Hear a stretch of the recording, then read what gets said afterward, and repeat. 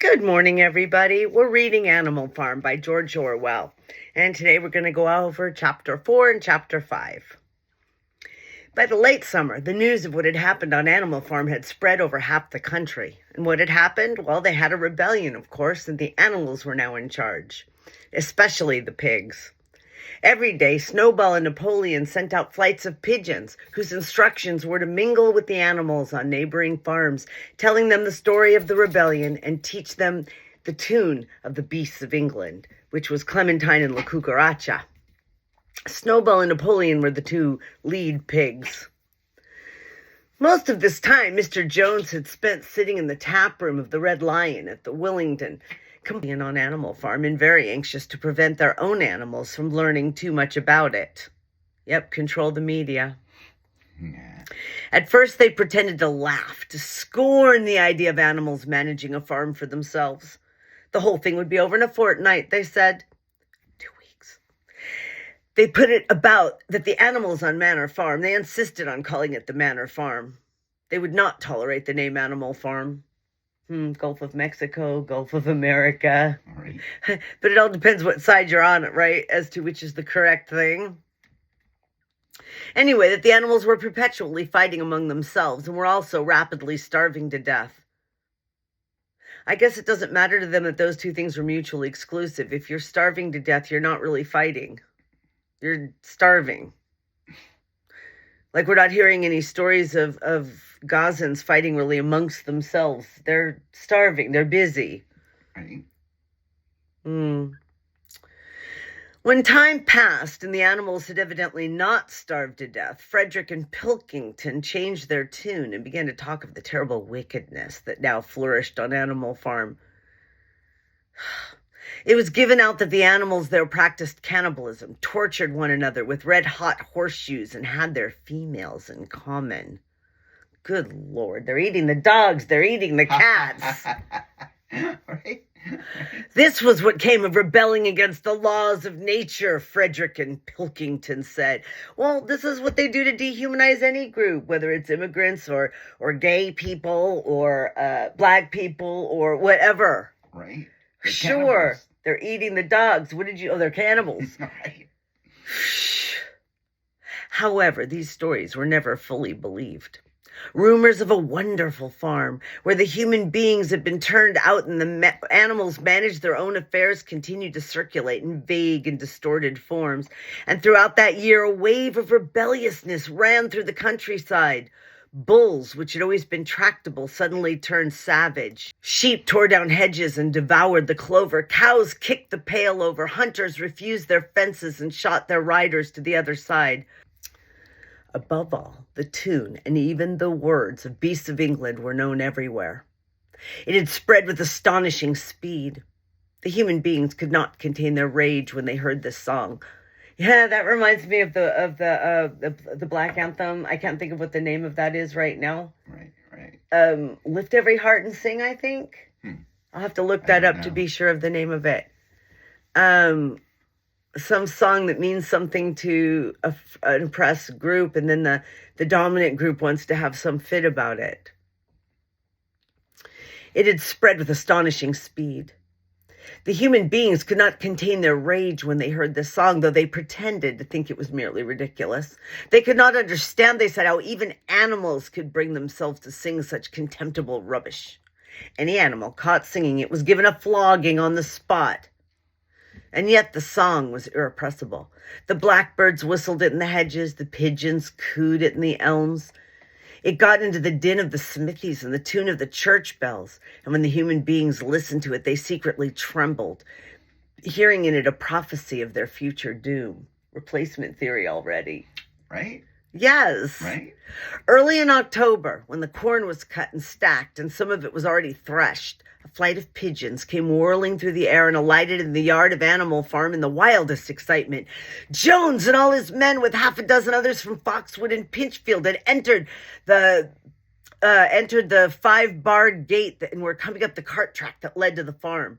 They were all carrying sticks, except Jones, who was marching ahead with a gun in his hands. Obviously, they were going to attempt the recapture of the farm. This had long been expected, and all preparations had been made. Snowball, who had studied an old book of Julius Caesar's campaigns, which he'd found in the farmhouse, was in charge of the defense operations. He gave his orders quickly, and in a couple of minutes, every animal was at his post. As the human beings approached the farm buildings, Snowball launched his first attack. All the pigeons, to the number of 35, flew to and fro over the men's heels and muted upon them from midair. While the men were dealing with this, the geese, who'd been hiding behind the hedge, rushed out and pecked viciously at the calves of their legs. However, this was only a light skirmishing maneuver intended to create a little disorder, and the men easily drove the geese off with their sticks. Snowball now launched his second line of attack. Muriel, Benjamin, and all the sheep with Snowball at the head of them rushed forward and prodded and butted the men from every side, while Benjamin turned around and lashed at them with his small hooves. But once again, the men with their sticks and hobnailed boots were too strong for them, and suddenly, at a squeal from Snowball, which was the signal for retreat, all the animals turned and fled through the gateway into the yard. Snowball now launched his second line of attack. Muriel, Benjamin, and all the sheep with Snowball at the head of them rushed forward and prodded and butted the men from every side, while Benjamin turned round and lashed at them with his small hoofs. But once again the men, with their sticks and their hobnailed boots, were too strong for them, and suddenly, at a squeal from Snowball, which was the signal for retreat, all the animals turned and fled through the gateway into the yard. The men gave a shout of triumph. They saw, as they imagined, their enemies in flight, and they rushed after them in disorder. This was just what Snowball had intended. As soon as they were well inside the yard, the 3 horses, the 3 cows, and the rest of the pigs who'd been lying in ambush in the cowshed suddenly emerged in their rear, cutting them off. Snowball now gave the signal for the charge. He himself dashed straight for Jones. Jones saw him coming, raised his gun, and fired. The pellets scored bloody streaks along Snowball's back, and a sheep dropped dead. Without halting for an instant, Snowball flung his 15 stone against Jones's legs. Jones was hurled into a pile of dung, and his gun flew out of his hands. But the most terrifying spectacle of all was Boxer rearing up on his hind legs and striking out with his great iron-shod hoofs like a stallion. His very first blow took a stable lad from Foxwood on the skull and stretched him lifeless in the mud. Whoa. At the sight, several men dropped their sticks and tried to run. Panic overtook them, and the next moment, all the animals together were chasing them round and round the yard. They were gored, kicked, bitten, trampled on. There was not an animal on the farm that did not take vengeance on them after his own fashion. Even the cat suddenly leapt off the roof onto a cowman's shoulders and sank her claws in his neck, at which he yelled horribly.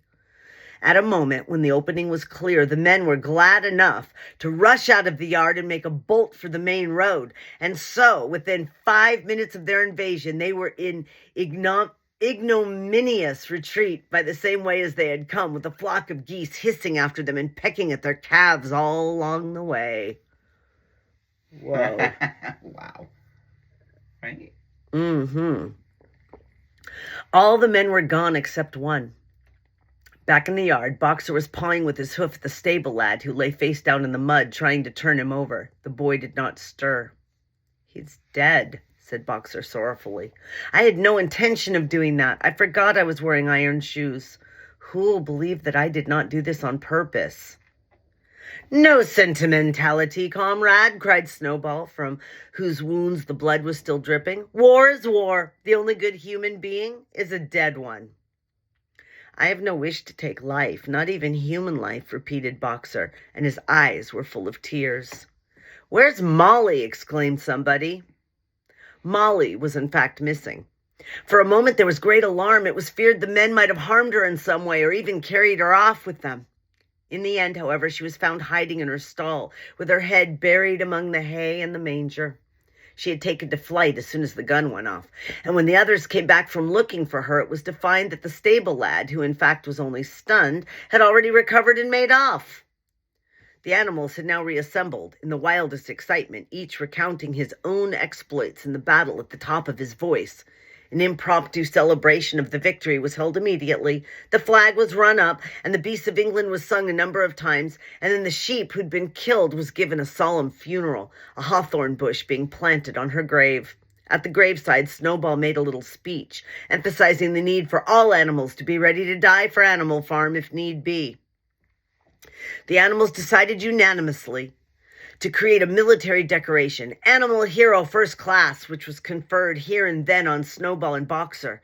It consisted of a brass medal. They were really some old horse brasses which had been found in the harness room to be worn on Sundays and holidays.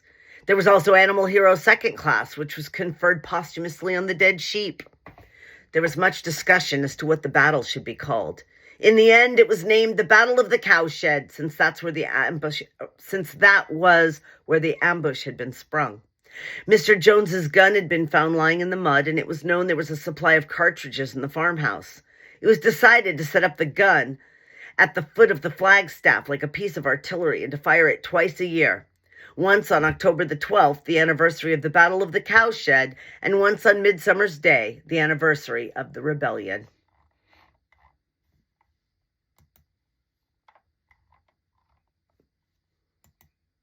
Really?